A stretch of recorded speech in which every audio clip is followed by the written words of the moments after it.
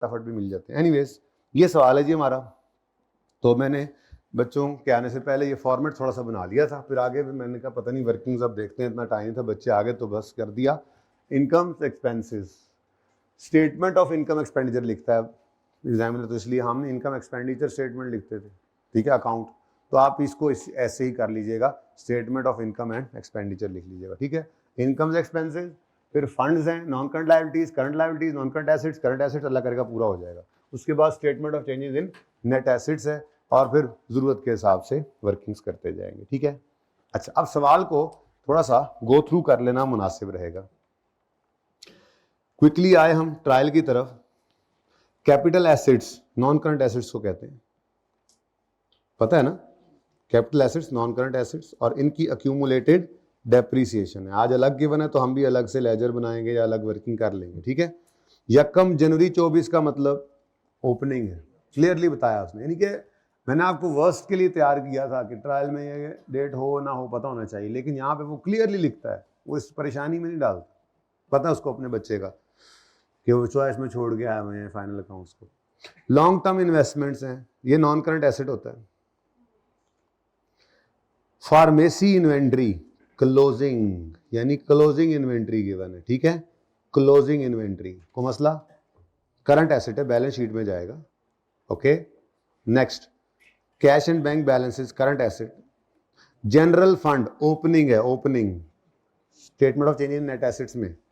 Endowment fund for cancer patients, endowment fund भी net assets में, सोनिका में जाना है, स्टेटमेंट नहीं सोकीना में, हाँ, statement of changes in net assets. अच्छा, लॉन्ग टर्म लोन है, non current liability.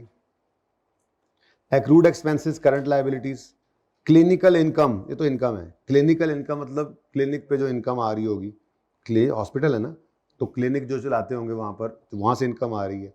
Contributions received, बहुत कुछ इसमें होगा जैसे हुआ करता था। इन्वेस्टमेंट इनकम, कैंटीन इन्वेंट्री उसने ओपनिंग दे दी, फिर परचेजेस दे दी। याद है आपको मैंने दो तरह की वो जाके मैंने सिखाया था, ट्रायल में से दिखाया था कि जिस ट्रायल के अंदर क्लोजिंग इन्वेंट्री है उसमें परचेज की फिगर नहीं आ सकती, जिसमें ओपनिंग इन्वेंट्री उसमें परचेज की फिगर होगी, और कॉस्ट ऑफ सेल आप खुद निकालोगे। तो ट्रेडिंग एक्टिविटी तो यही है ना, वो तो दूसरी इन्वेंट्री है, उसने आगे जाकर लिखा हुआ है कि ये मुफ्त में बांटने के लिए मेडिसिन है, थ्योरी के अंदर पढ़ाया था। अच्छा, ये सवाल मैंने तो देखा ना अभी बाद में, आपके टेस्ट में देते हुए तो बस दे दिया था, अभी देखा ना, उससे पहले और उससे पहले और उससे पहले, जब से ये स्टैंडर्ड्स आए हैं, हमेशा बच्चों को ये जो इन्वेंट्री के, वो नहीं पैनाडॉल और वो पता नहीं कौन कौन सी दवाइयों वाली एग्जाम्पल थी हमारी किताब के अंदर, जिसमें वो करवाई जाती थी हर दफ़ा, बच्चों कहा जाता कि ये एडजस्टमेंट आ जाएगी, देख लो आ जाएगी, तो इस टाइम फिर आ गई।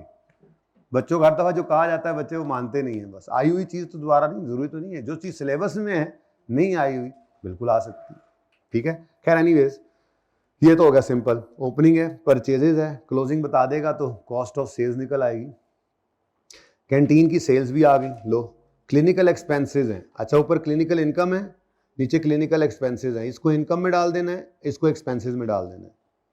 इसमें फ्री मेडिसिन भी जा रही हैं, ठीक है, फ्री मेडिसिन को अलग से हिसाब किताब रखना ही नहीं पड़ेगा।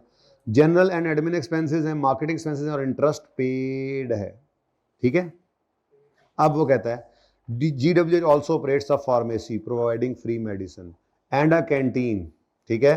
तो फार्मेसी ऑपरेट करते हैं, लेकिन ये ट्रेडिंग एक्टिविटी नहीं है, ये फ्री मेडिसिन देते हैं। तो जब फ्री मेडिसिन देते हैं तो आपको याद है हमने रूल क्या बनाया था, लोअर ऑफ कॉस्ट और करंट रिप्लेसमेंट का, लोअर ऑफ कॉस्ट और करंट रिप्लेसमेंट कॉस्ट। लो जी, ये तो फिर पढ़ा हुआ काम आ गया है, चलो।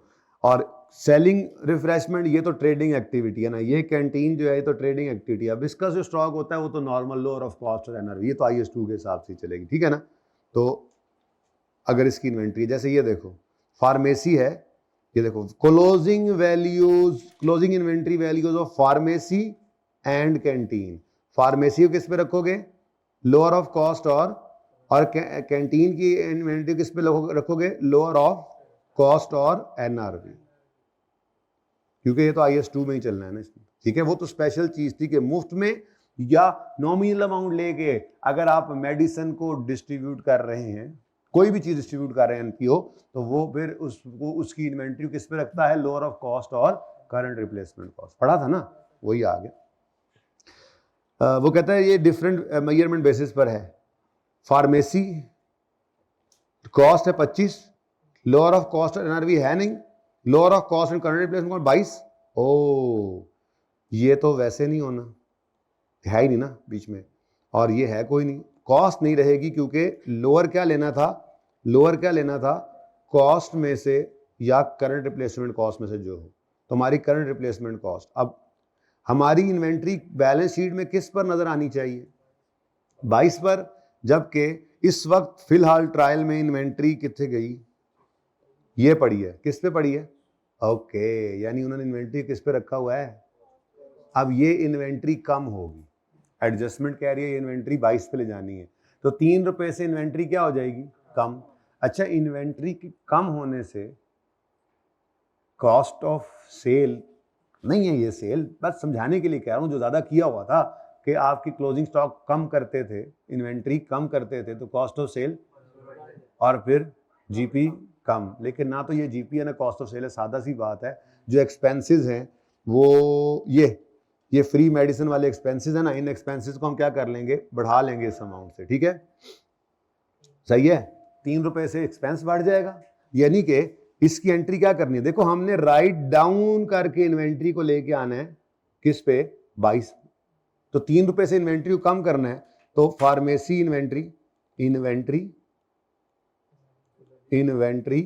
फॉर फार्मेसी ये क्रेडिट होगी 3 से, डेबिट किसको करूं, एक्सपेंस को, कॉस्ट ऑफ सेल तो है नहीं ना, ये सेल होती नहीं है, सिंपल, कॉस्ट ऑफ सेल भी तो एक्सपेंस ही है, ठीक है, तो क्लिनिकल एक्सपेंस जहां पर वो कह रहा है, क्लिनिकल एक्सपेंस क्यों कह रहा हूं, क्यों कह रहा है इन्हीं एक्सपेंसेस के अंदर ही वो मेडिसिन वाला भी पड़ा हुआ है, तो ये एंट्री पड़नी, एक्सपेंस को बढ़ा देगी और इन्वेंट्री को कम कर देगी, बस डबल एंट्री होगी, ठीक है। दूसरी तरफ आए तो दूसरी तरफ कैंटीन है, अब कैंटीन में लोअर ऑफ कॉस्ट और एनआरवी ने चलना है, तो कॉस्ट क्या है 11, लोअर ऑफ कॉस्ट और एनआरवी क्या है, ओके, तो ये तो ना हुआ, ये होगा। अच्छा, अगली बात, ये तो वैसे ही इसके अंदर होते ही नहीं ना, ये तो कॉन्सेप्ट ही कोई नहीं था IS 2 के अंदर, ये तो कोई चक्कर नहीं, ऐसे ही है। अच्छा, अब हमारी इन्वेंट्री ये ट्रायल में नहीं गिवन, ट्रायल में ओपनिंग गिवन है, लेकिन हमने चूंकि कैंटीन का तो ट्रेडिंग अकाउंट है ना, कैंटीन का ट्रेडिंग अकाउंट, तो हम तो इन्वेंट्री का लेजर बना रहे होंगे कैंटीन का, तो क्या करेंगे बोलो, ओपनिंग लेंगे, अभी ओपनिंग गिवन है, परचेजेस लेंगे और क्लोजिंग वही ले लेंगे ना जो हमने लेना है, तो कॉस्ट ऑफ सेल हमारी अभी निकलनी है, वो हम खुद ही निकाल लेंगे, सही वाली ही निकल आएगी, ठीक है, समझ आ गई बात की, ये एडजस्टमेंट 1 है।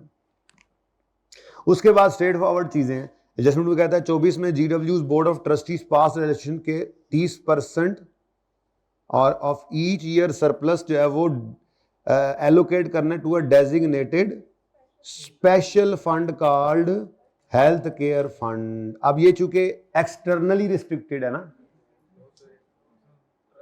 और जागो सवेरे सवेरे सोंगे, हो इंटरनली रिस्ट्रिक्टेड है, इसलिए लायबिलिटी नहीं फंड्स में रहेगा, तो एक जनरल फंड देख के आया ऊपर, ठीक है, एक स्पेसिफिक फंड ये इस साल क्रिएट हो रहा है, इसलिए ओपनिंग नजर नहीं आ रहा था, आपको ओपनिंग नजर आ रहे हैं 2, एक एंडोमेंट फंड, दूसरा जनरल फंड, तीसरा ये भी आ गया, क्योंकि ड्यूरिंग इन 24 में हम खड़े हैं, 24 में, इन 24 वो कह रहा है कि ये पास किया रेजोल्यूशन, ओपनिंग कोई नहीं था इस साल, जितना सरप्लस आएगा उसका।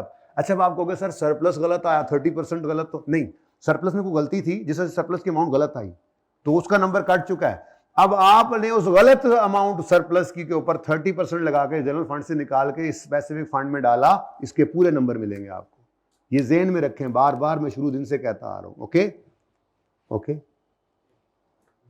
पॉज होना है बस, ठीक है। अच्छा जी, इन्वेस्टमेंट इनकम में 2 मिलियन पड़ा है जो कि एक्सटर्नली रिस्ट्रिक्टेड है कि एंडोमेंट फंड में डालना है, यार किया हुआ है ये काम, यार प्रोफेशनल स्पोर्ट्स क्लब किया हुआ था, याद है सवाल, ठीक है, तो वो कह रहा है कि 5 में से 2 मिलियन एंडोमेंट में जाना है, ठीक है, ये काम भी हमने करना सीखा था, तो एंडोमेंट फंड में जाना है, तो फिर बाकी कहाँ जाएगा, बाकी फिर बस इनकम में डाल दो, इनकम एक्सपेंडिचर मैं यूं लिख देता हूँ, सिंपल, वहां पे इनकम में। No adjusting entries have been made for accrued expenses of 2.5, accrued admin expenses, तो एडमिन एक्सपेंस डेबिट और पेएबल क्रेडिट को मसला, ये कहता है ये एंट्री नहीं हुई तो कर लो। एक्रूवल की एंट्री नहीं हुई, उन्होंने कहा एक्रूवल भी बच्चों को पढ़ाकर भेजते हैं उस्ताद, 2-2 दिन 3 दिन लगा के, जरा टेस्ट तो करें, लिफ्ट कराते हैं नहीं कराते। फिर एंड प्रीपेड, प्री पेमेंट की एंट्री क्या होती है, प्रीपेड एसिड बनता है ना, तो प्री पेमेंट ले ला यार, ले ला तेरी मेहरबानी, ले ला यार। Prepaid expense debit, pre payment debit, और कौन सा एक्सपेंस है, मार्केटिंग, मार्केटिंग एक्सपेंस क्रेडिट। अब ये दोनों चीजें ट्रायल में पड़ी हैं, prepaid marketing debit, marketing expense credit, कितने से, ये दोनों ट्रायल में पड़ी हैं चीजें, वहां से उठाओ, वहां से एडजस्टमेंट हो जाएगी जब कर रहे होंगे सब, ठीक है। कंट्रीब्यूशन रिसीव्ड, बहुत आसान, बहुत आसान। कंट्रीब्यूशन रिसीव कंप्राइजेज फॉलोइंग, कहता है ये जो ऊपर ढेर सारी बड़ी फिगर आ रही थी ये, यार तुम उस्ताद जरा नीचे नहीं आ जाते ऐसे,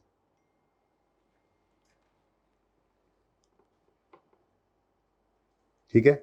ये जी कह रहा है कंट्रीब्यूशन के अंदर, ये जो कंट्रीब्यूशन रिसीव हुआ है इसके अंदर क्या क्या पड़ा है, ओहो 5 मिलियन जो है एंडोमेंट फंड में, चलो जी इनकम भी आई थी और यहां से कंट्रीब्यूशन भी आ गया एंडोमेंट का, कोई मसला नहीं। एंडोमेंट में से निकलना कुछ होता नहीं है, फेंक ही जाते हैं चीजें। वो जो इनकम कमाई है इन्वेस्टमेंट इनकम, ये इन्वेस्टमेंट इनकम इसी से ही आई होगी, वो इन्वेस्टमेंट पड़ी है वो एंडोमेंट फंड के अगेंस्ट पड़ी होंगी, एंडोमेंट फंड आया, हमने इन्वेस्टमेंट की हुई होगी, ऐसे ही चलता है। एंडोमेंट फंड में कुछ निकलता नहीं है, सिर्फ फेंका जाता है, नया कंट्रीब्यूशन आ जाता है, इन्वेस्टमेंट इनकम आ जाती है, कोई अपने पैसे निकाल कर भी, हमने तो प्रोफेशनल स्पोर्ट्स में अपने पैसे भी निकाल के एंडोमेंट में डाले थे, याद आ रहा है कुछ, ये सब याद है आपको भाई, कुछ नहीं होता, सब आता है। 10 मिलियन जो है वो डोनेट हुआ है with the stipulation restriction that it must be use for free distribution of medicine. ये कहीं अलग करने की जरूरत नहीं है, ये इनका काम है। उसने क्या बोला था, वो कहता है कि गूची वेलफेयर हॉस्पिटल ऑपरेट्स अ फार्मेसी जिसमें वो प्रोवाइड कर रहे हैं फ्री मेडिसिन, तो ये तो उनका काम है, तो इस काम के लिए ये पैसे आए हैं, इसको अलग करने की जरूरत नहीं है, लेट इट बी देयर। लेकिन 13 मिलियन जो है वो कॉर्पोरेट डोनर ने दिया है टू पे नर्सेज सैलरीज। ओह ये भी तो का भाई अस्पताल में नर्सों की सैलरीज ही होनी है, और क्या होना है, ये भी जनरल ऑपरेशंस के लिए है, लेकिन एक्सटर्नली रिस्ट्रिक्टेड है, तो क्या हुआ, जनरल ऑपरेशंस के लिए है ना, जनरल ऑपरेशंस के लिए, अगले साल के लिए है। मुसीबत ये है अगर इसी साल के लिए होता तो जान दो जान दो जान दो जान दो, जाने दो इनको भी। लेकिन मसला क्या था, फॉर द ईयर 25 है, तो इसको फिर आपको यहां से इनकम में भी नहीं डालना, इसको आपने फिलहाल लायबिलिटी में रखना है। कितना, 13 ये लायबिलिटी बनेगा, लायबिलिटी है, एक्सटर्नली रिस्ट्रिक्टेड है, अगले साल। छोटी सी एग्जांपल की थी एक, जब आपने अगले दिन आके पूछा भी था कि सर बिल्डिंग को कह रहे हैं कि बेचकर या पता नहीं पैसे जो है वो जनरल, हाँ पैसे जो उन्होंने दिए एक बंदे ने तो जनरल ऑपरेशंस के लिए दिए हैं, लेकिन बच्चों ने ये गौर नहीं किया कि उसमें लिखा हुआ 3 में मिले हैं 4 और 5 के लिए। तो मैंने कहा था 4 और 5 में, ये मेरे ख्याल सवाल भी तुमने किया था जहां तक मुझे याद पड़ता है, सचमुच मुझे ऐसे महसूस हो रहा है, लग रहा है, ठीक है। बड़ा इंपॉर्टेंट सवाल था वहां पे कि अगर 3 में पैसे आए और 4 और 5 के खर्चों के लिए हैं तो 3 में वो लायबिलिटी है। हमने उस एग्जाम्पल में किया भी था, वो एग्जाम्पल शुरू में पढ़ी होनी है, अगर कहोगे तो दिखा दूंगा, लेकिन की हुई एग्जाम्पल फायदा कोई नहीं, ठीक है। आपको भी याद आ रही होगी एग्जाम्पल, होमवर्क में देखे अगले दिन डिस्कस किया था, बच्चों ने सवाल पूछा था कि सर जनरल ऑपरेशंस के लिए पैसे आ रहे हैं, वो कह रहे हैं कि ये रिस्ट्रिक्टेड कंट्रीब्यूशन है। तो मैंने कहा वो अकल के नहीं, आंखों के नहीं, वैसे ही मजाक में अंधे जो हो, आप देखो तो सही, 3 में खड़े होकर 4 और 5 के पैसे मिले तो 3 में तो वो लायबिलिटी है, ठीक है, ओके। और आखिर में अदर कंट्रीब्यूशन जो है वो किसी काम के लिए और नहीं थे बस। तो इसका मतलब 5 निकलना है और 13 निकलना है, सुकून मॉल, इतना लंबा पॉइंट, निकलिया कुछ नहीं। उसके बाद ये थोड़ा सा कैलकुलेशन के हिसाब से मुश्किल पॉइंट था कि टोटल 150 मिलियन के कैपिटल एसेट्स हैं। वो कहता है उन यकम मई 22। अब कुछ माशाल्लाह से नजर रखने वाले बच्चे क्या करते हैं, 22 नहीं देख रहे, 22 और 24 में फर्क नहीं देख रहे। यकम मई 22 का मतलब है पिछले से पिछले साल खरीदी थी या जो भी था, एक्वायर किया था हॉस्पिटल बिल्डिंग को। GWH एक्वायर्ड आ हॉस्पिटल बिल्डिंग, एक बिल्डिंग एक्वायर की थी इन्होंने, ठीक है, फॉर 100 मिलियन, ठीक है। तो खैर ये फाइनेंस की गई थी through loan. Cost of building में लैंड है 30 मिलियन। अब असल मसला पता है क्या है? असल मसला ये है कि इस 150 के अंदर 100 मिलियन ये बिल्डिंग है, तो 50 मिलियन फिर अदर्स हैं, ऐसा ही है बोलो। जबकि इस 30 में भी बिल्डिंग भी होगी और ये नहीं था पता, तो थोड़ी सी कैलकुलेशन करनी पड़नी। लेकिन कोई इतनी बड़ी रॉकेट साइंस नहीं, डेट ऑफ परचेज उसने दी हुई है। अब अगले सफे पे जाके उसने बोला, अब ये छोटी मोटी चीजें हैं भाई, 18 नंबर में से कोई छोटी चीज मिस भी हो जाए, इसमें मैक्सिमम चीजें आप 12-13 नंबर तो मेरे जैसे के भी आ जाने। आप तो अच्छे बच्चे, आप 14-15 नंबर तक ले सकते हैं इसमें से, नहीं एक दो बातें रह जाती हैं, और नहीं रहेंगी जिसकी उसके पूरे नंबर होंगे, तो उसको फूल लगते हैं। बात तो इतनी सी है कि बिल्डिंग को 6% से डेप्रिशिएट किया जाता है स्ट्रेट लाइन, जबकि बाकी एसेट्स को 10% रिड्यूसिंग बैलेंस। इसका मतलब 33 में कितनी बिल्डिंग्स का ये था, और other capital assets depreciate 10% reducing. मतलब जो 33 है ना, 33 था ना, 33 हाँ 30 सॉरी 30 में बिल्डिंग वाला अलग करना पड़ेगा। बिल्डिंग वाला अलग करना इसलिए जरूरी है कि उसको माइनस करने के बाद अदर कैपिटल एसेट्स का आए, अदर्स का आएगा, अदर कैपिटल एसेट्स का आएगा। ये करंट एसेट्स नहीं है यार, अदर कैपिटल एसेट्स का आएगा, तो फिर ही आप उसको नेट कर सकेंगे 50 में से और बुक वैल्यू पर रेट लगा सकते हैं ना। रिड्यूसिंग बैलेंस जो है, बात समझ आइए? ओके, अब ये एक छोटी सी कैलकुलेशन थी। अब 100 में वो कह रहा है बिल्डिंग के 100 में 30 क्या है लैंड, तो 70 क्या है? यकम मई 22 से शुरू कर दो, यकम अक्टूबर 22 से 31 दिसंबर 2023 तक कर लो। ये ओपनिंग है ना, ओपनिंग यानी यकम यानी 24 तक, तो जो फिगर आ जाए उसको माइनस कर लेना। ये कैलकुलेशन सिंपल आई 16 की कैलकुलेशन पर थी, थोड़ी सी कैलकुलेशन। उसके बाद हाँ, ये एक पॉइंट है, the loan principal is to be repaid in 5 equal annual instalments of 20 million each along with interest at 12% on 30th April. अब 2022 की बात कर रहा है कि हमने ये काम किया था, और 2022 के अंदर ये यहां पे यकम मई को 100 मिलियन का लोन लिया था, क्योंकि कह रहा है कि 100 मिलियन की बिल्डिंग ली है जो कि बैंक के लोन से फाइनेंस की थी, लोन लेकर, ठीक है। अब इसकी किस्तें जो हैं वो हर साल 30 अप्रैल को एक 20 माइनस होना है, फिर ऐसे ही 30 अप्रैल को एक और 20 माइनस होना है। अब हमारा ये 2024 चल रहा है, ठीक है, तो 100 में से एक 20 निकल चुका था, ठीक है, और इस साल के एंड तक 2 20 निकल चुके हैं। तो इसका मतलब जो यहां पर फिगर आ रही है, कितनी आ रही है लॉन्ग टर्म लोन की, देख लो, नजर भी आ गया, 2 किस्तें 20-20 की निकल चुकी हैं। यहां पर लोन कितना आउटस्टैंडिंग है, अगर 2 20 निकल चुके हैं तो लोन कितना आउटस्टैंडिंग है। पर मसला क्या है, इस पूरे साल में क्या 60 आउटस्टैंडिंग था? नहीं, पहले 4 महीने में 80 था और फिर अगले 8 महीने में 60 था। अब हम एक्सपेंस निकाल लेंगे और देख लेंगे एक्सपेंस कितने और पेमेंट कितनी हुई है। बड़ा आसान है, देखो ये एक्रूअल है, और ये वो टीपू शीपू वाले जो सवाल थे, कौन से 3-4 IAS 23 के अंदर, उन्होंने हेल्प करनी। कोई भी चीज निकम्मी नहीं जमाने में ठीक है, कोई भी चीज जो है ना वो आपके सिलेबस में ऐसी नहीं थी, इतना टाइम ही नहीं होता बेटा, एक भी छुट्टी नहीं की हमने, हर रोज पढ़ते थे। तो क्या कोई ऐसा काम हम कर रहे होंगे पढ़ते हुए कि जो जरूरी ना हो? परफेक्शन की तरफ लेकर जाना होता है हमने चीज़ों को, बाकी खाना पूरी तो हो ही जाती है, कोई मसला नहीं होता। छोटी छोटी चीज़ भी आपको नजर आएगा, काम आने वाली चीज़ थी। आज बुलाया सिर्फ इसलिए, आज और परसों, ये बताने के लिए। एक तो सब कुछ आता है, कॉन्फिडेंट रहो। ये सबसे मुश्किल सवाल है इस अटेम्प्ट का। मैंने अभी IAS 16 वाला पढ़ा नहीं, मैंने परसों पढ़ाना, कल आज या कल में देखूंगा किसी वक्त, लेकिन आई बेट मैंने उस वक्त पढ़ा था, ये बहुत आसान लगा था मुझे।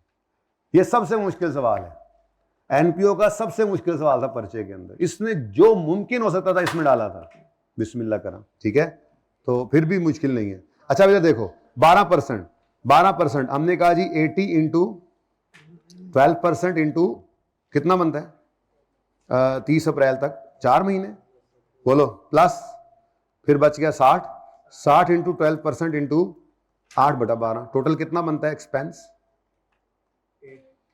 अब इंटरेस्ट एक्सपेंस बनता है 8 और सवाल में वो कह रहा है जी पे किया हुआ है सिर्फ हमने 3.2, इसका मतलब कितना और 3.2, हाँ 4.8 का मजीद एक्सपेंस बुक करना है, उसकी पेमेंट नहीं हुई।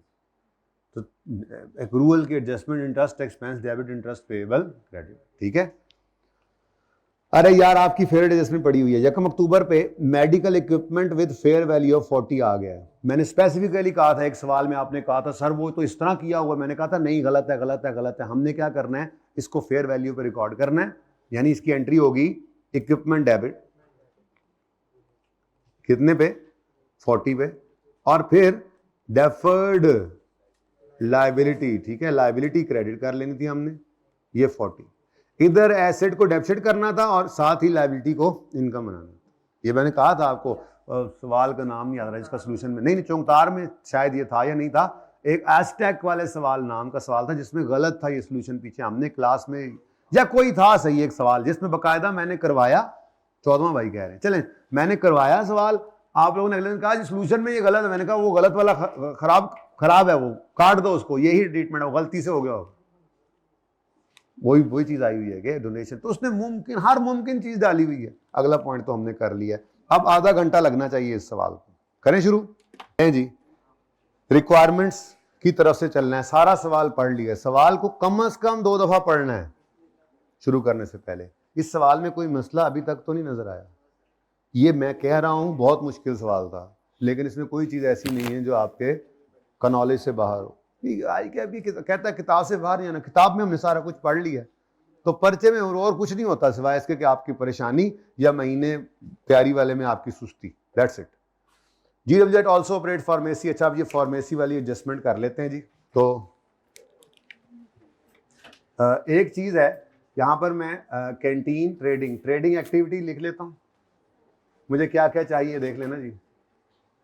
ट्रेडिंग एक्टिविटी में आपकी कैंटीन आ रही है,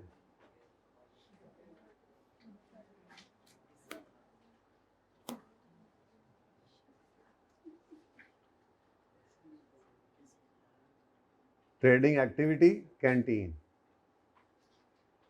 मैं कह चलो वर्किंग जितनी यहां हो जाए अच्छा है जी बच्चों। अब यहां पर आना है कैंटीन की सेल्स, लेस करेंगे हम कैंटीन की कॉस्ट ऑफ सेल्स, और कॉस्ट ऑफ सेल्स के लिए हम लेजर बनाएंगे, कैंटीन का ग्रॉस प्रॉफिट आ जाएगा। एहतियातन एक आधी लाइन छोड़कर 2 लाइन छोड़कर रखेंगे हम, ताकि अगर कोई और खर्चा आ जाए तो वो भी हम ले सके, ठीक है जी। वैसे इसमें नजर मुझे कोई नहीं आया कोई और खर्चा, ठीक है। चले उसके बाद आगे अब यहां से वर्किंग शुरू कर देते हैं। अच्छा अब सबसे पहले क्या नजर आ रहा है आपको, फार्मेसी की ये इन्वेंट्री, जिसके बारे में मैंने क्या बताया आपको, इसको आपने राइट डाउन करना है, 25 पर रखा हुआ है तो इसको राइट डाउन करके, तो वही जैसे करेक्शन में सिखाया था, इन्वेंट्री 25 पे है तो इसको 22 पे लाना है, तो इन्वेंट्री को क्या कर लो कम, दूसरा इंपैक्ट आंखें बंद करके कॉस्ट ऑफ सेल में डाल दो। अब ये सेल तो है नहीं कि इसको कॉस्ट ऑफ सेल कहूं, ये यूज होने वाली वो स्टेशनरी, वो क्रॉकरी, वो ऑफिस सप्लाईज, बिल्कुल मेडिसिन ऐसे ही यूज करने के लिए। वो हमने चौंकदार वाले में भी देखा था जिसमें आपने वो हॉस्पिटल सप्लाईज थी जिसमें वो कंज्यूम हो रही थी, बेसिकली ये कंज्यूम हो रही है तो एक्सपेंस निकलना है, ठीक है। और वो एक्सपेंस उसने फेस पे अलग से नहीं डाला था, बल्कि उसने क्या बोला था, आगे निकल गया था उस्ताद जी, उसने बोला था ये क्लिनिकल एक्सपेंसेस हैं जिसमें इंक्लूडेड है फ्री मेडिसिन भी, ठीक है। तो आपने अब इस फिगर को पकड़ लिया, ठीक है, आपने कहा आ तेरे जिन निकालें, तो क्लिनिकल एक्सपेंसेस ने आना एक्सपेंसेस में, ठीक है। और कितना है जी ट्रायल के अंदर, और दूसरी चीज जो है वो ट्रायल के अंदर पड़ी है करंट एसेट्स में इन्वेंट्री मेडिसिन की, वो कितनी है बता दो, 25। एम आई राइट? 2 चीजें मैंने उठा ली ट्रायल से, यही हमारी तरतीब रही है शुरू से, ये लो ये भी उठा ली, ठीक है। अब ये दोनों फिगर्स उठ गई, अब एडजस्टमेंट आ गई, 25 पर पड़ी है इन्वेंट्री, अरे 25 पर पड़ी है, कम करो इन्वेंट्री क्रेडिट, और दूसरी तरफ एक्सपेंस क्या हो जाएगा डेबिट, तो 3 रुपए से मैंने ये माइनस, बल्कि तरतीब से इन्वेंट्री, हाँ तरतीब वही थी, एक्सपेंस डेबिट, एक्सपेंस डेबिट और इन्वेंट्री क्रेडिट। ठीक है, अब किसी एक तरफ ये वर्किंग शो कर दो, मैं तो कहता हूं यहां शो कर देते हैं। हम कहते हैं कि जी 25 पे पड़ा था, इसको हम उठाकर ले गए ना 22 पे, तो ये इंपैक्ट आया। अभी रुक जाओ, कोर एडजस्टमेंट से है तो नहीं, लेकिन आ ही जाती है कोई। यहां पे नहीं समझ आ रही तो इसको अलग से ट्रीट कर लो। समझ आ रही है? एक्सपेंस डेबिट इन्वेंट्री क्रेडिट, कोई मसला किसी को? चलें आगे। दूसरा कौन सा है जी? दूसरा है कैंटीन वाला मामला। अब कैंटीन का देखो मैंने यहां बना भी दिया था। कैंटीन का तो हमने क्या बनाना है जी? लेजर बनाना है। तो नंबर 3 पर इन्वेंट्री कैंटीन,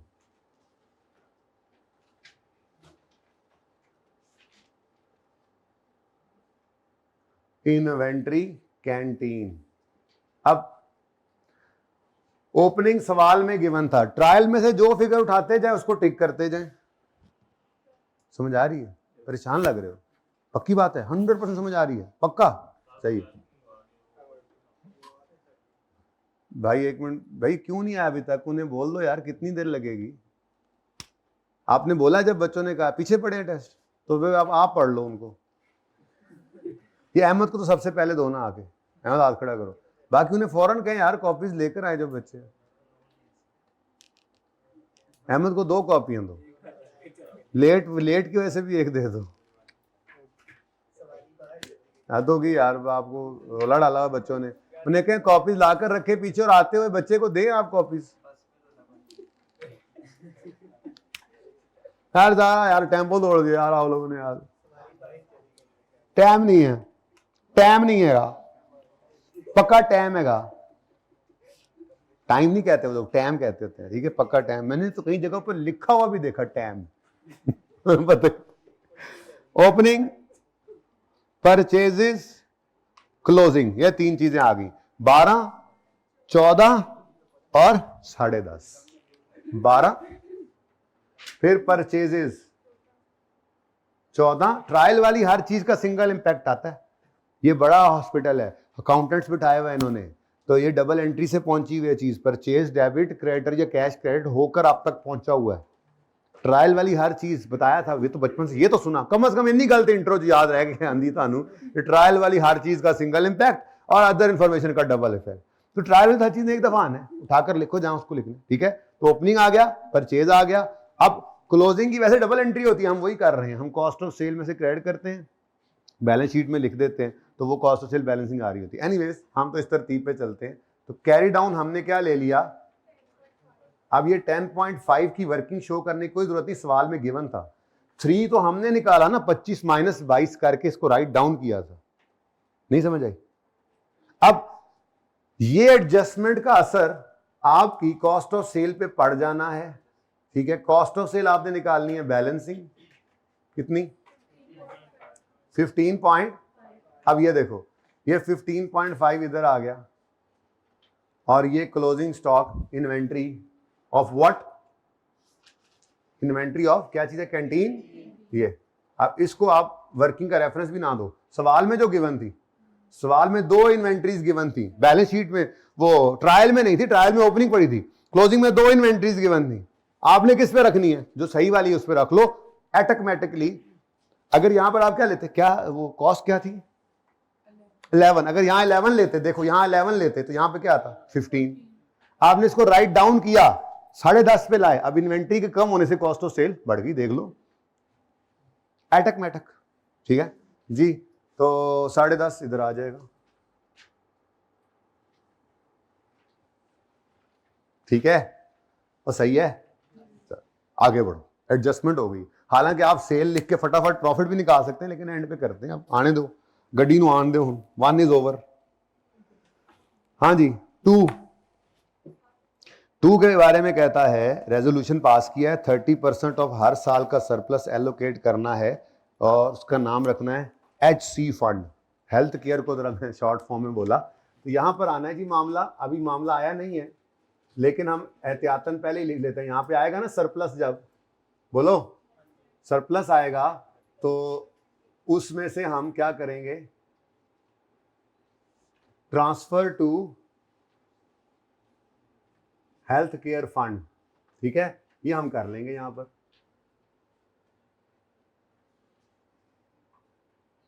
इस जगह बना लेते हैं, जनरल फंड आ जाएगा, एंडोमेंट फंड ने आना है, और यहाँ पर आना है जी आपका हेल्थ केयर फंड। ये दो तो मुझे नजर आए हैं ना, 3, ठीक है।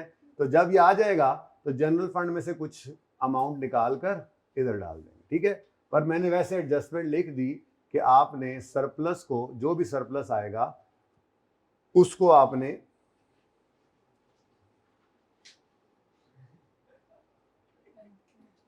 हेल्थ केयर फंड में फेंकना है, ठीक है।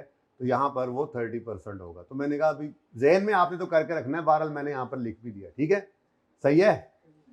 चल, ताकि एडजस्टमेंट पे दोबारा ना आना पड़े, बस ठीक है, एडजस्टमेंट एक बार कर दी मैंने फारिग। आप यूं लिख लो, लिख के रख लो, फिर जब आएगा सरप्लस तो प्लस माइनस बस बेशक बाद में लिख लेना, ब्रैकेट बाद में, लेकिन एक हेडिंग बन जाए। तो 30% आ गया इधर। इन्वेस्टमेंट इनकम, किधर हो तुम, आ जाओ।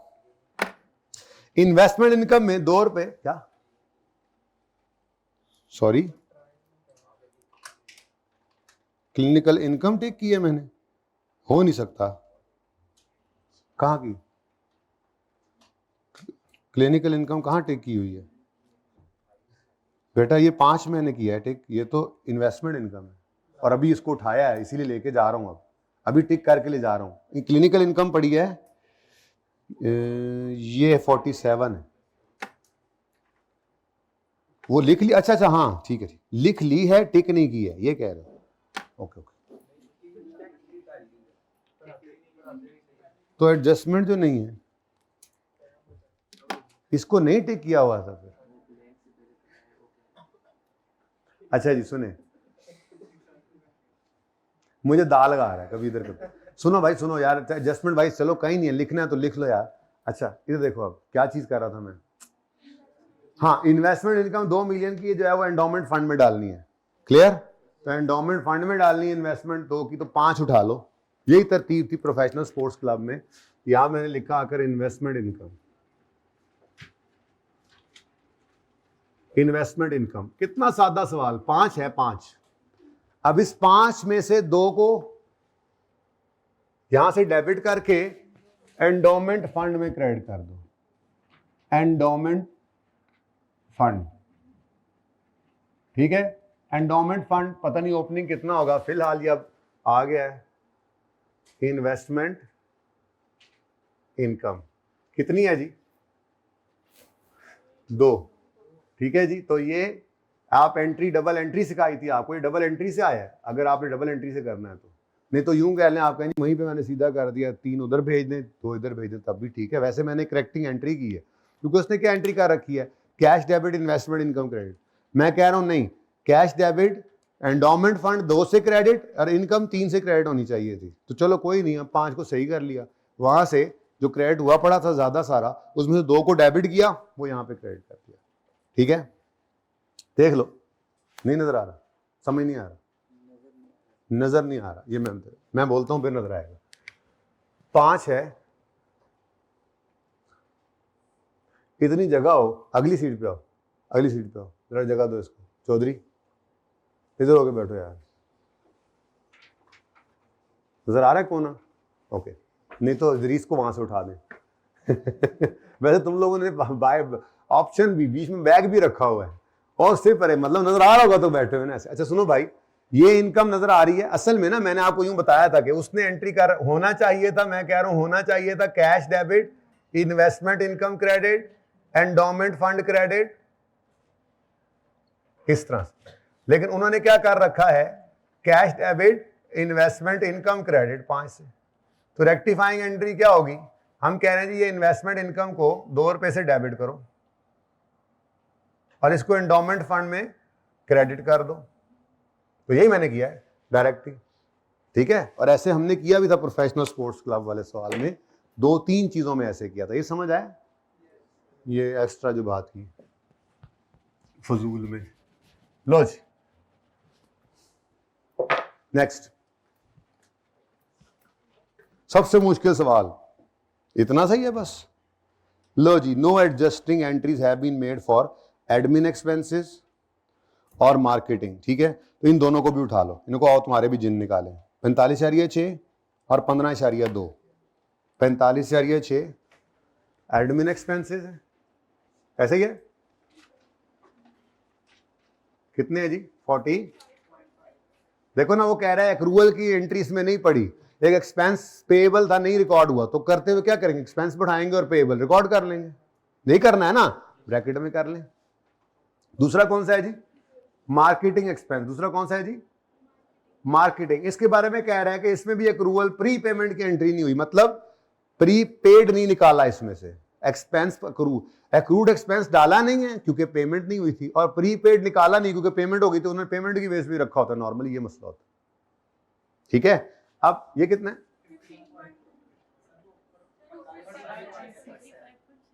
हाँ बात चाहिए 0.1 तो ना आउट हो जानी सारी बैलेंस शीट सही है।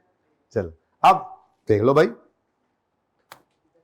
क्या एडजस्टमेंट है कि जी 2.5 एक्रूड एक्सपेंस की एडजस्टिंग एंट्री नहीं हुई, तो एक्रूड एक्सपेंस का एक्रूड मतलब पेएबल, मतलब पेएबल की एंट्री तो करो, एंट्री क्या होती है पेएबल की, एक्सपेंस डेबिट कितने से 2.5 से, एक्सपेंस डेबिट 2.5 से, और पेएबल क्रेडिट, क्या नाम है इसका, वैसे को पहले पेएबल आ रहा है ट्रायल में, कोई एक्रूवल्स उसी में ना फेंक दें, जान छुड़ा लें, क्या कहते हैं, अरे आसानी में जगह तंग है मेरे पास, वरना कोई ऐसा मसला नहीं है। आप एंड पे ट्रायल में से जाकर एक्रूड एक्सपेंसेस को अलग उठा लें, आप यहाँ पे अलग एंट्री कर लें एडमिन एक्सपेंस पेएबल की, कोई मसला नहीं है इसमें, मुझे जरा जगह का मसला है, इसलिए मैं यहाँ पर एडमिन ये एक्रूड एक्सपेंसेस जो कि ट्रायल में गिवन है उनको उठा रहा हूं, 2 उसको भी टिक कर ले, सही है। ये इससे मसला तो नहीं हो रहा, मैं कह रहा हूं आप एंड पे आए एक्रूड एक्सपेंसेस आपको 2 नजर आए, कोई मसला नहीं, आप उठाकर उसको लिख दें, अभी ये एंट्री अलग से कर लें, कोई इशू नहीं, आप प्रीपेड की एंट्री कर दें और बाद में आए तो यहां से कोई प्री पेमेंट मिल जाए, कोई है प्री पेमेंट भी, कहते हैं नहीं प्री पेमेंट तो है ही नहीं, होते करना है, होते एनजी करना पड़ना, चलो अच्छी बात है, प्रीपेड को कोई प्री पेमेंट्स नहीं पड़ी हुई ऑलरेडी, ठीक है ना, चलो अच्छी बात है। अब double entry admin expense debit और accrued expenses expense payable credit. मैं ये जो कहा है समझ आया कि आपने नहीं ट्रायल वाला 2 उठाया, कोई बात नहीं, आप 2.5 की एंट्री कर देंगे, फिर जब ट्रायल में जाएंगे तो 2 निकलेगा, अगली लाइन में लिखेंगे एक्रूड एक्सपेंस 2, कोई मसला नहीं है, पूरे नंबर है इसके, कोई मसला नहीं। मुनासिब ये होता है, वैसे अगर पकड़ में आ जाए बात तो ऐसे कर लें, ना आए तो पनिश नहीं करता, ठीक है, सही है। दूसरा कौन सा है जी, एक्रूवल जी,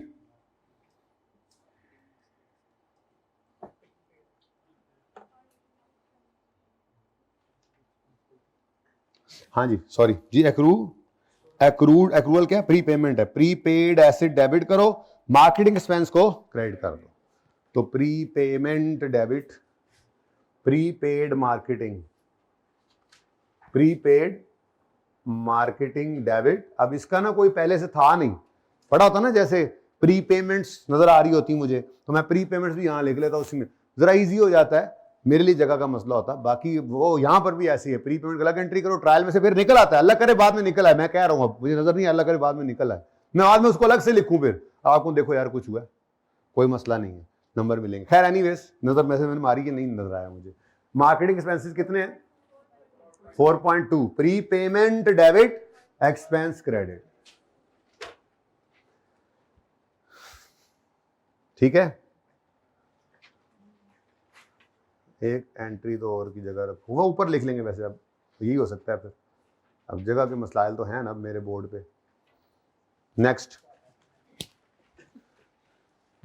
लो, कंट्रीब्यूशन रिसीव्ड, 1 मिनट का काम है, अब इसी तरह से उस 170 को पकड़ लो, ये 170, ठीक है, ये उसने एंट्री कर रखी है cash debit contribution income credit, हम उसमें से जो जहां पे इधर नहीं आना तो यहां से निकाल लेंगे, ठीक है।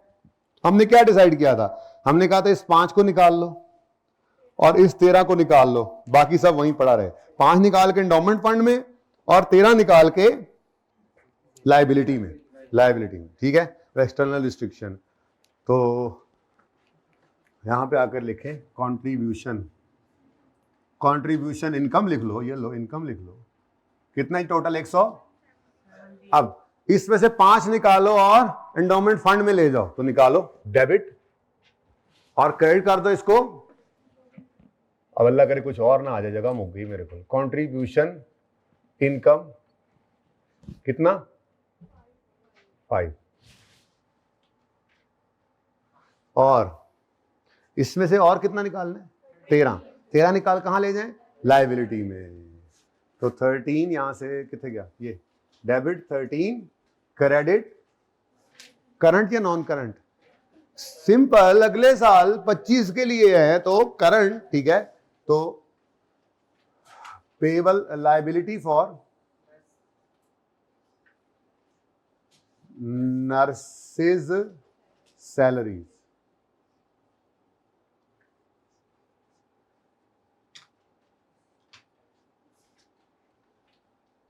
कितना जी 30।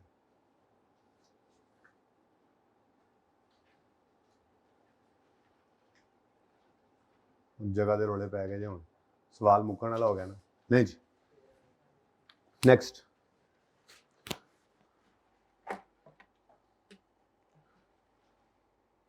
बाकी फिर एंड पे जब टोटल करेंगे ना तो वो माइनस करेंगे तो वही बैलेंस आ जाएगा, मैं भी साथ साथ नहीं कर रहा, ठीक है। अच्छा जी, अब इसमें 2 चीजें हैं। इस हिस्से में आपका एसेट का इंफॉर्मेशन है, इस हिस्से में आपका लोन का इंफॉर्मेशन है। तो अब लोन वाली जो कि बात मैंने पहले कर ली है, कैलकुलेशन भी हो गई है, तो मैं इसको करना चाहूंगा अगर आपकी इजाजत हो तो, ठीक है। मैं तो कहता हूं लोन के लिए ना आप लेजर बना लें, it would be easy. Accrual में इंटरेस्ट एक्सपेंस, लोन का नहीं मतलब इंटरेस्ट एक्सपेंस का, लेजर आपने कई बार बनाया है तो बना लेंगे, आसानी हो जाएगी। इंटरेस्ट एक्सपेंस,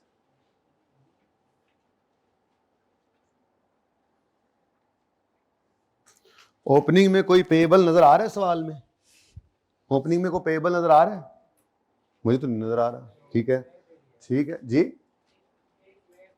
नहीं बेटा 1 मई पे लिया है, लेकिन वो 1 मई आज से 2 साल पुराना 1 मई है, ये ध्यान में रखो। वो 1 मई 22 में लिया था, ठीक है।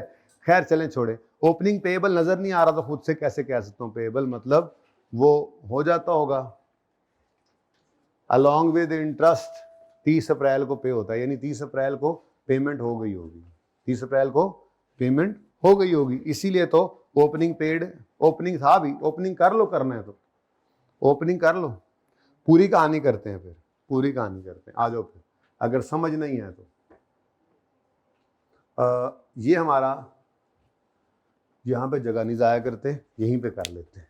ये देखो ना जी, ये आपका ये ओपनिंग है ये, ठीक है। अब पिछले साल के एंड पर यहां तक का इंटरेस्ट पे हो गया होगा किस्त के साथ, तो फिर इस दिन जब 80 हुआ था, इस 80 का 8 महीने का इंटरेस्ट पेएबल होगा, बोलो होगा पेएबल, ठीक है। और उसके बाद इन 4 महीनों का इंटरेस्ट भी पेएबल होगा, ठीक है। अब उस दिन ट्रायल के अंदर जो फिगर ली है इंटरेस्ट पेड की, बड़ी कंफ्यूजिंग सी है। मैं कोशिश करता हूं आपको समझाने की, नहीं तो फिर दूसरा जुगाड़ तो है ही। ये वर्किंग इधर मिसाल के तौर पे करूं मैं, तो मैं कहता हूं जी 1 जनवरी 2024 पे ओपनिंग पेएबल कितना है जी? मैंने कहा जी 80 का लोन था, ये देखो ये 80 का लोन था, जिसका 1 मई से 31 दिसंबर तक कितने महीने बनते हैं? 8 महीने बनते हैं ना, जनवरी फरवरी मार्च अप्रैल निकाल दो तो 8 महीनों का इंटरेस्ट कितना बनता है? रेट क्या है? इनटू कितना बना? 6.4। अब 30 अप्रैल 2024 पर कैश पे हुआ होगा, वो कितना हुआ होगा? 30/4/24 पर कैश कितना पे हुआ होगा? ये तो पूरे साल का इंटरेस्ट हुआ होगा, यानी 80 का 12% कितना बनता है? 9.6। उसके बाद फिर 31 दिसंबर पर अगर इंटरेस्ट एक्सपेंस की एंट्री करें तो वो कितनी बनेगी? अब जब इस दिन इंटरेस्ट पे हुआ है तो 7, प्रिंसिपल अमाउंट भी तो पे हुई है, तो अब 60 जो बाकी बचा उस 60 का एक्सपेंस, बल्कि यूं कर लेते हैं 31 दिसंबर 2024 पर पहले क्लोजिंग निकाल लेते हैं। क्लोजिंग कितना था? क्लोजिंग 60 इंटू 12% इंटू 8/12, फिर आ जाना कितना बनता है? 4.8। अब मामला कुछ इस तरह से है, एक्सपेंस बनता कितने? 8। यहां पर भी मैंने एक्सपेंस 8 ही निकाला था। ये लंबी कहानी है, वो लंबी कहानी है। अब उसने क्या कर दिया यार, उसने ये पेड 3.2 कैसे दे दिया? हालांकि पेमेंट तो बनती थी इस हिसाब से। अब उसने ना गालिबन ये देखो, ओपनिंग जो पेएबल था उसने कहा एक तो ये पे हुआ है, कितना बनता है? 9.6 में 6.4 माइनस करें तो 3.2। एक तो ये पे हो गया, मतलब ये तो था ना पिछले 8 महीनों का, पिछले साल के 8 महीनों का। तो अगर 6.4 पिछले साल के 8 महीनों का था तो फिर इस साल के पहले 4 महीनों का कितना बनता है? 3.2 ही बनता है ना। उसने सिर्फ जालिम ने वो लिखा हुआ, ओपनिंग लिखा नहीं ट्रायल में, और ये कहानी है कि उसने यहां पर 9.6 कैश की बजाय 3.2 कैश लिख दिया। कितना एक्सपेंस? क्या 31 दिसंबर? अच्छा यार एहो जी गल्लां ना रोज करो, एंड तक क्या करो सर, ये सही कर लें, बात तो पूरी होने दिया करो, सारा ना चस खराब हो जाती है भाई। एक्सपेंस 8 ही है, मैंने अभी निकाल कर दिखाया था, ठीक है। इसने थोड़ी जाती क्या की, इसको चाहिए था प्रॉपर पेबल दिखाता इंटरेस्ट का, फिर पेड की 9.6 की फिगर दिखाता। बहरहाल अब अज्यूम करने वाले जो करें, लेजर बनाने वाले जैसे मर्जी बनाएं, मुझे उससे कोई मसला नहीं है। मेरे लिए 2 चीजें अहम हैं।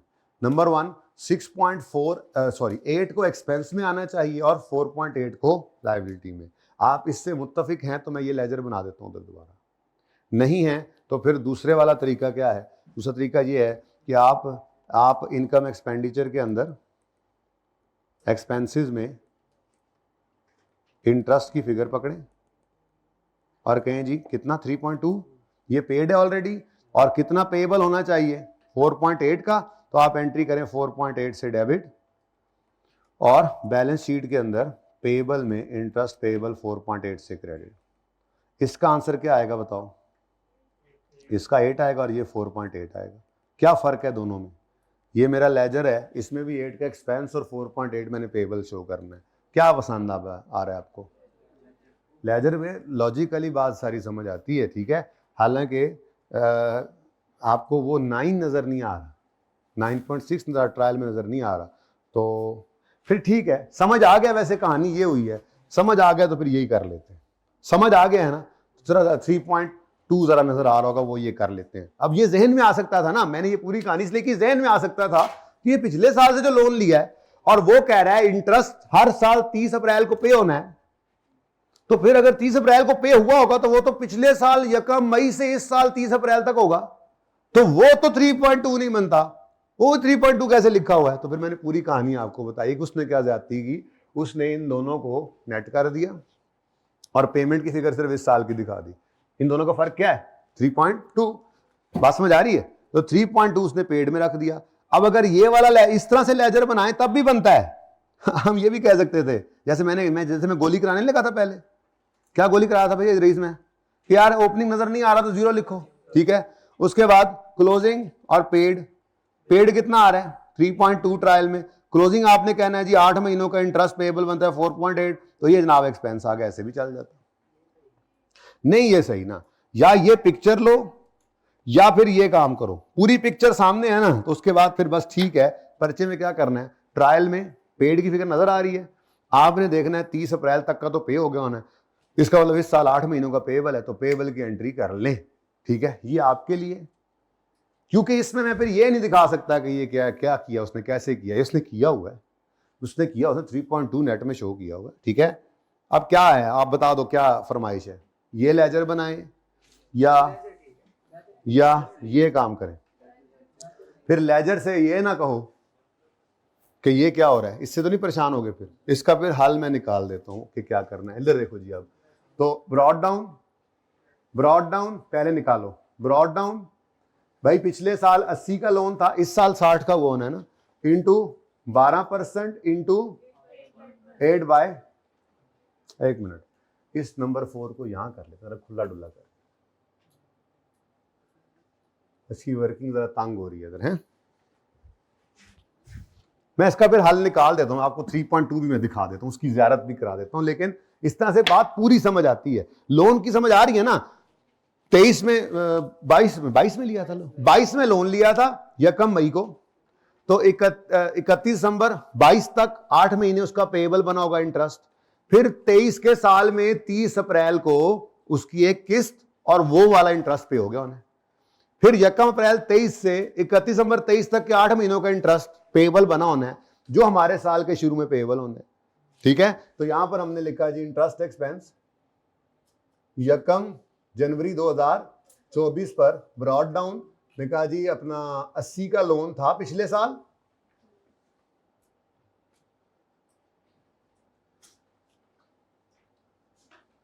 ये 1 मई 22 100 का लोन आया था, 30 अप्रैल 23 20 निकल गया था इसमें, 30 अप्रैल 24 20 फिर निकल गया है, और इस वक्त आउटस्टैंडिंग कितना है ये ट्रायल में नजर आ रहा है। पिछले साल के एंड पे आउटस्टैंडिंग कितना रहा होगा 80 का, उससे पिछले साल की मुझे परवाह कोई नहीं है, करना है तो कर लो, कहानी ये। वैसे उससे पिछले साल ये 100 ही पड़ा होगा, लेकिन वो बहुत दूर की बात। ठीक है, अब ये हमारा साल है जी 22 23 और ये हमारा साल है जी 24।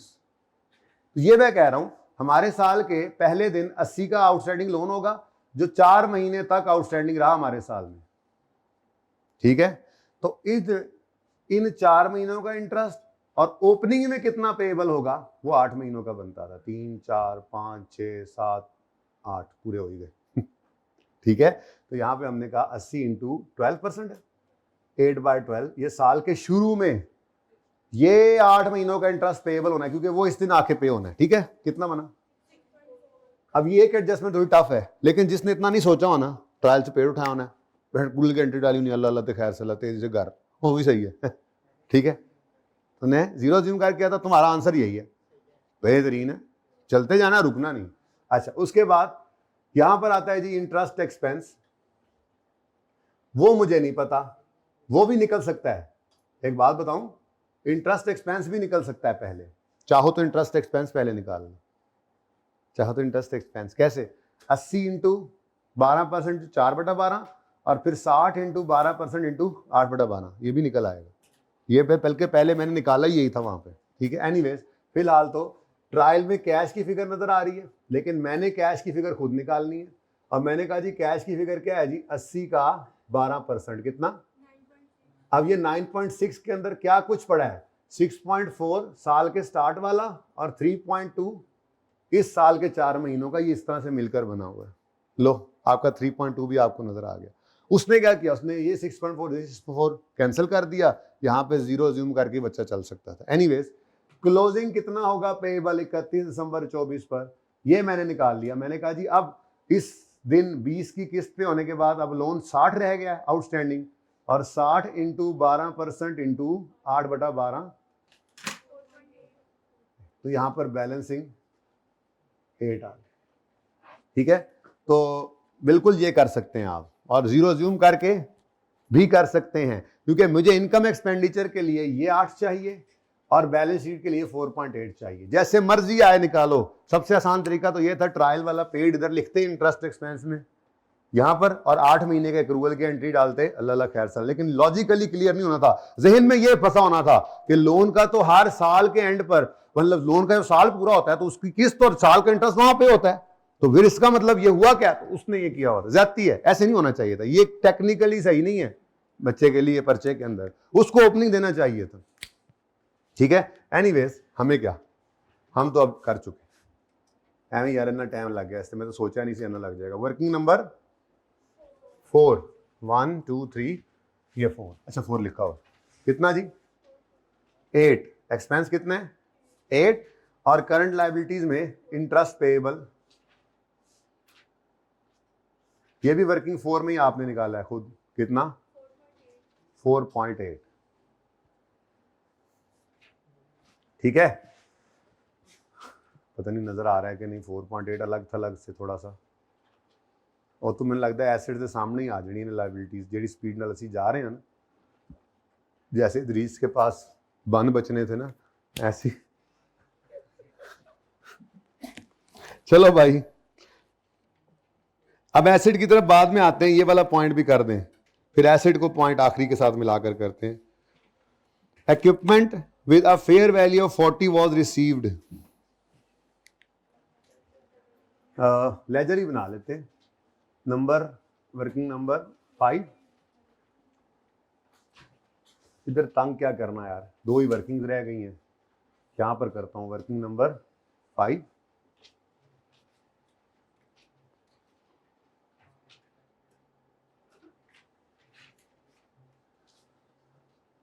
कैपिटल एसेट्स को इकट्ठा भी रख सकते हैं आप, और उसकी एक्यूमुलेशन को, और फिर वर्किंग शर्किंग कर लेते हैं हम, ठीक है। तो कैपिटल एसेट्स 150 के पड़े हैं, ऐसा ही है, बोलो ट्रायल में जाकर देखो कैपिटल एसेट्स कितने पड़े हैं जी, 150, ठीक है। और उनकी अक्यूमुलेटेड डेप्रिसिएशन कितनी पड़ी है जी, 30, बच्चों की आवाज आई है 30। चलो ये दोनों भी टिक कर लें, अब भाई ने पकड़ लेना मुझे आके, हेलो किधर टिक नहीं किया, डाडा जा भाई है मेरा, डाडा जा वीर है मेरा, ठीक है। अच्छा अब इधर देखो, इसकी लड़ाई बाद में लड़ते हैं कि क्या चीज किधर है, कैसे है, क्या करना है। सारा 150 मैंने इकट्ठा रख दिया, सही है ना। 100 की डेप्शन भी निकाल लेंगे, 50 की भी निकाल लेंगे, इक्विपमेंट आ गया उसकी भी निकाल लेंगे, डेप्शन की वर्किंग अलग कर लेंगे, एंट्री एक अकाउंट में डालेंगे, जितने अकाउंट बढ़ाई दो। जगह की कमी की वजह से देखो मैं कितनी कंजूसियां कर रहा हूं, लेकिन सब चल रहा है। अब आखिरी क्लास है, इसमें तो बता चलते जाना है बस, ठीक है, स्पीडो स्पीड। और अब आपका वो लेवल नहीं है, मैं बार बार कह रहा हूं, ये पर्चे का सबसे मुश्किल सवाल है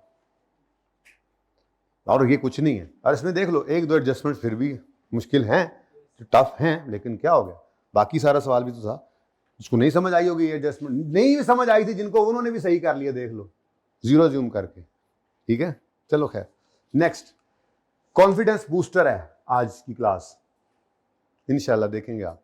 अब जी इक्विपमेंट आया है और उसके लिए मैंने कहा सारे एसेट्स इकट्ठे बना दो, तो इसकी एंट्री क्या बनेगी, इक्विपमेंट कैपिटल एसेट्स में डेबिट क्या है, फेयर वैल्यू 40, और लायबिलिटी नॉन करंट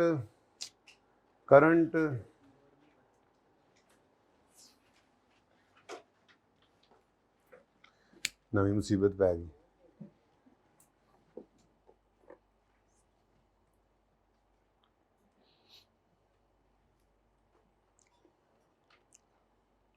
ये अकाउंट अक्टूबर पे आ गया है बिल्कुल आ गया है। हाँ मैं तो कहता हूं नॉन करंट में रख देते हैं सारा, ठीक है, ओके डन, नॉन करंट में रख देते हैं। नॉन करंट में जगह बड़ी पड़ी है। इक्विपमेंट लायबिलिटी फॉर इक्विपमेंट, मतलब लायबिलिटी बना लिया। अब इधर देखो, पर ठीक है यार, वैसे भी करंट नॉन करंट जगह नहीं है मेरे पास, तो देखो दलेरियां चेक करो अब मेरी आज आखिरी क्लास में। कैपिटल एसेट डेबिट और कितना liability, deferred income liability credit, ठीक है। अब सबसे पहले मैं कहता हूं इसी को ही डेप्रिशिएट कर देते हैं। वर्किंग नंबर 7 डेप्रिसिएशन एक्सपेंस निकालते हैं, अलग अलग निकाल लेते हैं इनका। तो इक्विपमेंट आ गया मेरे हाथ, चढ़ गया, तो इक्विपमेंट की डेप्रिसिएशन निकालते हैं। अब इक्विपमेंट, सॉरी यहाँ पे क्या लिखूं मैं, ये कॉन्ट्रीब्यूशन है, डोनेशन है, लेकिन इसके सामने मैं लायबिलिटी ही लिखता हूं ताकि आपको उधर से मैच हो जाए, ठीक है। बल्कि ऐसे ही है लायबिलिटी, लेकिन क्या चीज़ है, इक्विपमेंट, जरा याद रह जाए। अब इक्विपमेंट कितना है जी, अच्छा इसकी कोई लाइफ गिवन है, रेट गिवन है, इसको भी, अच्छा बिल्डिंग को 6% करना, वाइल अदर एसेट्स, अदर सारे के सारे 10, तो कोई नहीं है, तो अच्छी बात है। 40 है, पहला साल है, 10%। लेकिन ये किस दिन आया है? अक्टूबर, नवंबर, दिसंबर। 3/12 कितना? 1। अच्छा, अब इसकी एंट्री होगी depreciation expense debit, accommodation credit, लेकिन वो एक ही बार कर लेते हैं, वो एक ही बार कर लेते हैं। लेकिन साथ ही इसने रोला डाल दिया, मैं भी नाल जाना है, मैं भी नाल जाना है। सब्र करो। इक्विपमेंट लाइबिलिटी फॉर इक्विपमेंट लिखा हुआ है, आप कहोगे इनकम में, बस ठीक है, समझाना ही है ना उसको। अब अच्छा, मजे की बात है, ये भी सेम ही है, अमाउंट जो सेम है, तो 1 रुपया एक्सपेंस और 1 रुपया इनकम, यानी दोनों तरफ असर ही कोई नहीं पड़ना। एनीवेज, हमें तो नंबर लेने, हम यहां पर आकर लिखा 40 इंटू 10% इंटू 3/12। आंसर इज, अब लाइबिलिटी डेबिट, इनकम क्रेडिट। और किसी को बहुत तकलीफ हो करंट नॉन करंट की, तो कोई इतनी बड़ी रॉकेट साइंस नहीं है, यहां पर इज इक्वल टू 39 लिख ले, ये एक नॉन करंट है, और उसमें फिर 40 इंटू 10, 4 को करंट में लिखे और 39 में से माइनस करके 35 ऊपर शो कर दे। इतना बड़ा मसला नहीं है, आई के अपने कोई नहीं किया हुआ अलग बाकी दबे, लेकिन आप कर दें, आपको पता है।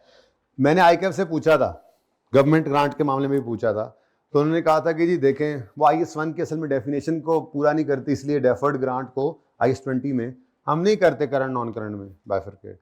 मैंने कहा यार बच्चा है ना, बच्चे को क्या कहें अब, मतलब कभी वो कहते हैं जी अगर वो कर दें तो नंबर काटते नहीं, ना करें तो हमने वैसे ही नहीं किया होता, यानी दोनों सूरतों के अंदर काम चल जाता है। ठीक है, आपके नंबर इस चीज़ पे नहीं कटते। मैं इसलिए नहीं ऐसे आज आखिरी क्लास में यूं ही कर दिया, हालांकि आपका दिल कह रहा है कि करंट नॉन करंट करें, कोई बात नहीं।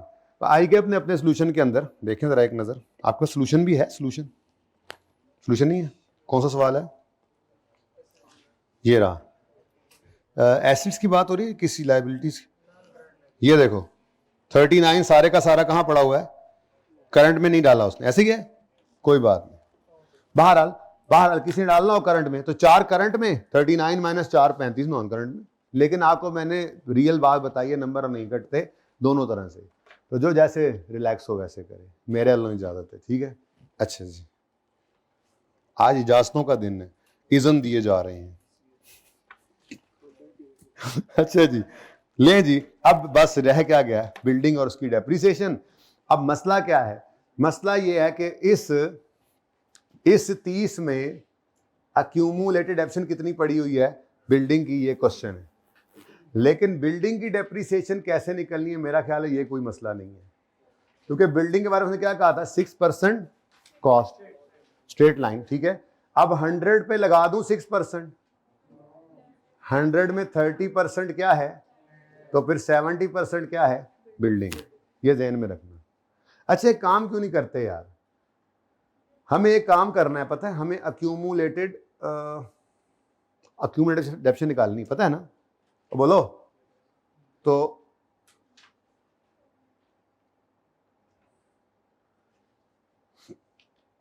हमें अक्यूमुलेटेड डेप्रिसिएशन निकालनी है, किसकी, बिल्डिंग्स की। वैसे तो एक जगह ज्यादा लग रही मैंने, कौन सी जगह ज्यादा है, एक जैसी ही है। चलो इधर देखो, मैंने 7.1, वैसे ही मैं वर्किंग 8 करता हूँ। क्यों 8 कर रहा हूँ? 8 इसलिए कर रहा हूँ कि 30 में से पता लगे कितना other current assets, other non current assets का है, ताकि उसकी डेप्रिसिएशन निकल सके ना फिर। ठीक है, तो मैंने वर्किंग 8 ये करनी है, अक्यूमुलेटेड एप्शन ऑफ, तो यकम मई, कब खरीदी थी बिल्डिंग बता दो, 10 दो ना, यकम मई 2022 पे खरीदा था मैंने इसको। कॉस्ट थी इसकी, बिल्डिंग की बात हो रही है सिर्फ, 100 इंटू 70%, मुझे सिर्फ बिल्डिंग वाला मामला चाहिए जी। कितना? वाह 70 होता है, गुड। नेक्स्ट, बाकी सारे चुप बैठे हैं। नहीं यार ठीक है, बता तो रहा है वो, ये बता तो रही है वो। एक बच्चा, एक मुलाजिम कैलकुलेशन कर रहा होता है, एक मुलाजिम नोट कर रहा होता है। चौधरी साहिबान, 31 दिसंबर 22, डेप्रीसिएशन 70 इंटू 6% इंटू 8/12। जरा तंग है वर्किंग, लेकिन क्या करूं, सवाल मैंने पूरा करना है सामने। 2.8, ठीक है। अच्छा, अब रिड्यूसिंग बैलेंस तो है नहीं, स्ट्रेट लाइन है, इसलिए मुझे इजाजत है बुक वैल्यू निकाले बगैर अगली डेप्शन निकाल दूं। बड़ी मेहरबानी, अल्लाह आप लोगों को खुश रखे। 31 दिसंबर 2022, 23 पर डेप्रीसिएशन, ये बुक वैल्यू क्यों नहीं निकाल रहा? मुझे स्ट्रेट लाइन में जरूरत नहीं है ना बुक वैल्यू की, तो बचत जगह इसलिए नहीं निकाल रहा, आगे से कोई इसलिए नहीं निकाल रहे क्योंकि तुम्हारे पास जगह नहीं है। आई नो कि ये भी असल में है वजह, लेकिन बहरहाल आगे फ्रैक्शन नहीं लगाना, ठीक है। अब ये भी माइनस हुई डेप्शन, ये भी माइनस हुई डेप्रीसिएशन, ठीक है। और बस यहां पर खड़े होकर आप क्या कर लो, 31 दिसंबर 23 की बुक वैल्यू निकालो। 3 अच्छा 63। अब ये 63 आ गया है। अब इस दिन खड़े होकर एक्यूमुलेटेड डेप्रीसिएशन निकाल लो जी। 70 माइनस 63 इज इक्वल टू 7, ठीक है। अच्छा माजरत के साथ वो जहां जगह नहीं बची इसलिए इस साल की डेप्शन यही निकालो, तो 70 इंटू 6%, यही वाला 4.2 फिर आ जाना है। कोई मसला? हाँ, इसके लिए तो मैं इतनी मेहनत करके आया हूं। अब एक नंबर इसका है, पर्चा खत्म है तो एक नंबर निकल जाता है इसका, ये इतनी मुश्किल से निकला। एक आधा नंबर इसका होना है, ये इंटरेस्ट का। इस दो के अलावा टके का सवाल में कोई मसला नहीं था, लेकिन सिर्फ किसके लिए नहीं था मसला? जिनको एनपीओ में मसले आए थे और वो लड़ते झगड़ते अहमद की तरह से फिर मंजिल पे पहुंचे थे। आपने क्या कुछ यार, कितने दिन, 10-12 दिन लग गए थे हमें करते करते करते। वो एक टॉपिक एंड पे आके आपके सेशन के 10-12 दिन ले रहा है, तो कुछ तो आप कर रहे हैं ना उसमें। तो इतनी ज्यादा चीजें हैं इसके अंदर, आप आज देख लो, लेकिन वो सारी चीजें आप कहीं ना कहीं किसी सवाल में कुछ ना कुछ आपके सामने से गुजरा हुआ। और ये मैक्सिमम मुश्किल सवाल था। एनीवेज बस कर दो अब रुलाओगे क्या? तो ये देखें जी, 50 है, 50 है, इसमें से माइनस कर दें आप 30 माइनस 7, समझ आती है बात? लेकिन इतनी जगह कम हो तो फिर कुछ और तंगी के साथ मुजाहरा करना पड़ेगा आपको। और कहां यहीं पे करना है प्रॉपर है। कितनी अच्छी वर्किंग करके ले आया हूं मैं। अदर कैपिटल एसेट्स, देखो जी, अदर कैपिटल एसेट्स कितने हैं? 50, क्योंकि 100 तो बिल्डिंग थी ना, समझ आती है? नहीं, 150 के टोटल कैपिटल एसेट्स हैं, 100 की उसमें बिल्डिंग है। हाँ, बिल्डिंग में लैंड, अब देखो इस 150 में 100 भी पड़ा है, 100 में लैंड भी पड़ा है। डेप्रीसिएशन के लिए मैंने 17 अलग किया और सुकून से चल रहे हैं, एक ही अकाउंट बनाया। ये ऐसे मैंने 1-2 सालों में पहले भी किया था, गालिबन मेहताब में या चौंकदार इंटरनेशनल में, मेहताब में आई थिंक किया था। ऐसे मैंने कहा था एक ही अकाउंट बना लो, कुछ नहीं होता, ठीक है। अब 50 में से आपने बुक अक्यूमुलेशन माइनस करनी है, तो सारे एसेट्स की है 30, इसमें से बिल्डिंग की कितनी है?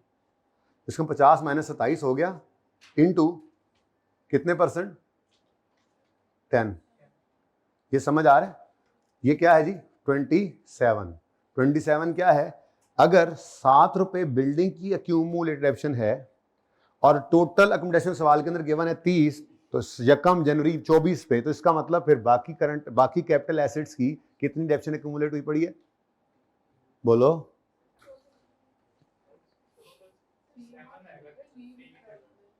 हाँ, सॉरी। अच्छा हाँ, अब दोबारा वापस आओ जी। अगर बिल्डिंग की अकोमोडेशन 7 है और सारे एसेट्स की 1 जनवरी 24 पे 30 है, तो इसका मतलब बाकी करंट एसेट्स की कितनी अकोमोडेशन है? 23, 7 निकल गई। तो अब 23 लाजमी क्यों था? क्योंकि सारे कैपिटल एसेट्स जो हैं बाकी वो बुक वैल्यू, अब बुक वैल्यू यानी रिड्यूसिंग बैलेंस में लगना है। इक्विपमेंट का तो चलो पहला साल था, उसकी तो जान छूट गई, इन बाकियों का तो मसला था ना, ठीक है। तो इस मसले की वजह से फिर आपको ये क्या जी, चलो आंसर बताओ। ये होगा 2.837 ना, पूरा होगा। अब बताओ 7.9। Double entry, depreciation expense debit, working कौन सी है?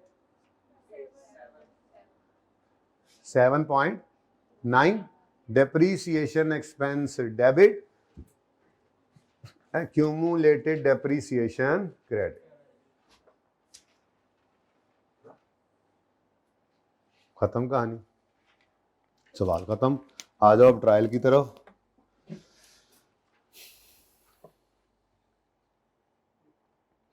चलो देख लें, आप कुछ रह गया इसमें। तो कैपिटल एसेट्स चले गए, डेप्शन चलेगी। Long term investments, non current assets में लिखो इनको। यहाँ पर हम लिख लेंगे कैपिटल एसेट्स, और यहाँ पर आ गया लॉन्ग टर्म इन्वेस्टमेंट्स। कितना यार इतने हमें जगह छड़ी सी नहीं है, हूँ थले तंगी खत्म हो गई है ना। चलो खैर माशाल्लाह। नेक्स्ट आगे बढ़ो। नेक्स्ट 25 जहाँ जाना था चला गया। कैश एंड बैंक 17 ले लो, general fund opening 53, endowment fund opening 20, long term loan closing है। एंडोमेंट फंड के साथ उसने ओपनिंग क्लोजिंग नहीं लिखा हुआ, लेकिन चूंकि उसने खुद बताया कि ये चीज इसमें पड़ी है, मतलब एंडोमेंट फंड में नहीं गई, जब भेजेंगे तो फिर इसको चेंज तो करना है। ये चीज इधर पड़ी है, एंडोमेंट फंड में मतलब नहीं गई, जब भेजेंगे तो इसमें चेंज तो होना ही है, इसलिए मैंने इसको क्या अज्यूम करना है, ओपनिंग। खैर एनीवेज पहले 17 ले आओ 1 बाय 1। चलो जल्दी से। करंट एसेट्स में कैश एंड कितना 17। लो जी मसा जगह बनी है जी, ठीक है। ये मैंने कैश एंड बैंक लिखने की कोशिश की थी, नाकाम हो गई, फिर कामयाब हो गई। Next general fund endowment fund 53 और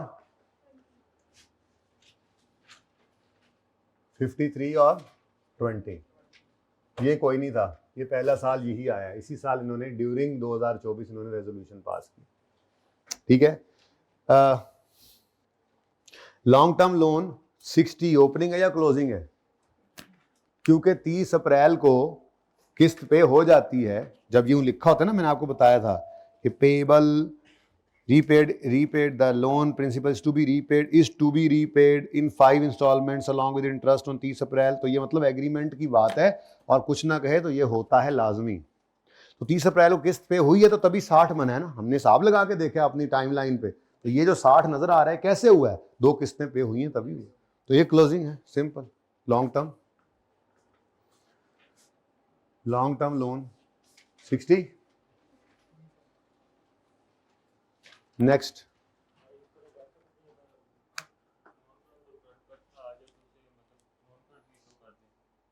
नहीं, उसने ओह ये नहीं कर सकते, इसको तो हमें तोड़ना चाहिए। वैसे एक 20 जो है ना वो अगले साल में पे हो जाना है, ठीक है। इसको करंट मैच्योरिटी को शो कर दें। अब ये इसमें आई कैप ने शो किया या नहीं किया, हम कर देते हैं, ठीक है। 20 अगला 1 साल मसला तो सिर्फ पता है आपको यही है। तो मैं यहाँ लिख दूँ, यहाँ पे, यहाँ करंट पोर्शन ऑफ, चलो एक आपने माफ कर देना, मुझे एक ना करो बेशक। ये 20 आ गया तो ये 60 माइनस 20 40 हो जाएगा, ठीक है। Okay done. हूँ राजी रहना, बस नाराज ना होना। अहमद भाई खादिम ने कर दिया आपकी ख्वाहिश को पूरा। अच्छा जी नेक्स्ट 53 हो गया, 20 हो गया, 60 हो गया। क्लिनिकल इनकम भाई, क्लिनिकल इनकम टिक कर रहा हूं मैं। Clinical income 47। कहीं पे कोई इसकी एडजस्टमेंट नहीं देखी हमने, कोई एडजस्टमेंट नहीं थी, सीधा आकर लिख दिया फिर इधर।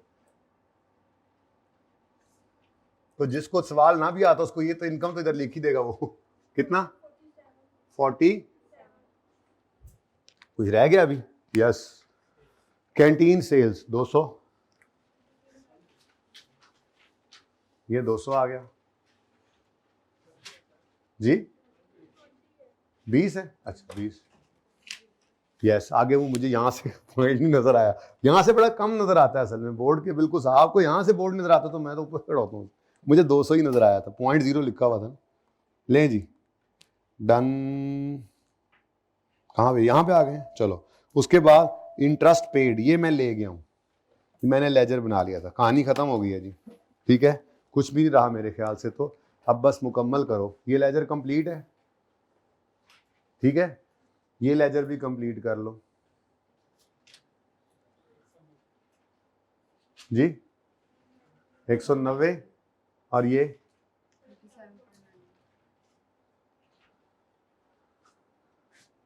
190 वर्किंग नंबर 5 और 37.9 working number 6। Book value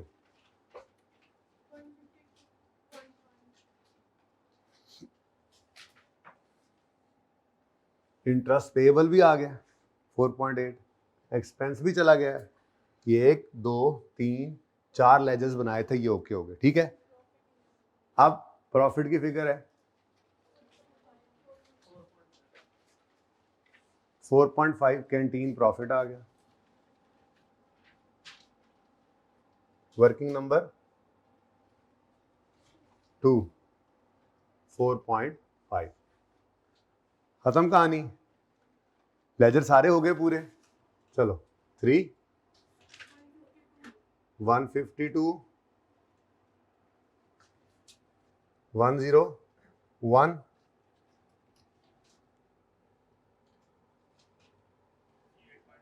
48 point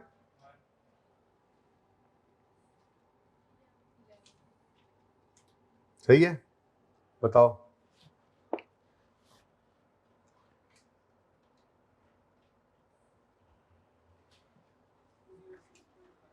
20 कितने उत्ते टोटल करना भाई? 31.5। देखो तुम्हारे प्रेशर की वजह से 3 छोटा रह गया। 31.5 पूरा करो, जल्दी करो, पूरा करो।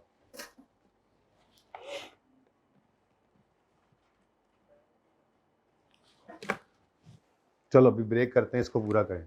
31.5 का कितने परसेंट लिया?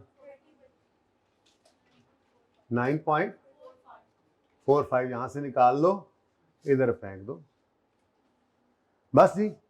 उसके बाद इसको क्लोज करो जी, बताइए। हाँ एग्जैक्ट 0.05। देखो ना, बाद से दसिया तुसी अगे निकल गया हो। 75.05, बड़ी मेहरबानी जी। 75 तो बाद 2 दिन बाद आया 0.05। 27, ये मैं खुद ही कर लूंगा, कुछ तो मुझे भी करने दिया। 75.05 general fund, 75.05 endowment fund,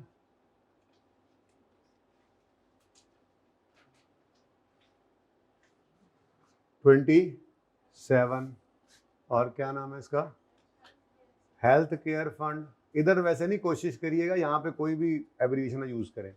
health care fund जी, इस साइड का टोटल कर दें। ठहरे, कुछ रहा तो नहीं? यहाँ रहता है लाइबिलिटी 39। किसी ने करंट नॉन करंट में तोड़ा होगा तो यहाँ 35 और यहाँ 4।